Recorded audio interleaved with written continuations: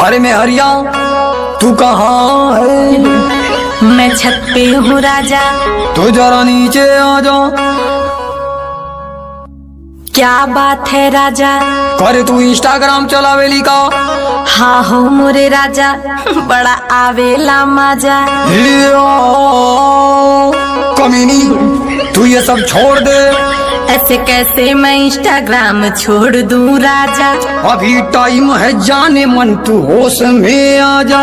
इसमें क्या है बुराई, आप ही बताओ ना। देखो पूरे गांव में मेरी नाक तुम कटावो ना। अरे राजा जी, इसमें पैसा बहुत मिलता है। तेरी वीडियो से कितनों का नियत बिगड़ता है। जो जैसा सोचता है सोचे, उसमें मैं क्या करूं? तू इंस्टाग्राम पे वीडियो बनावल बंद करूं। देखा राजा, ए में फिल्टर बहुत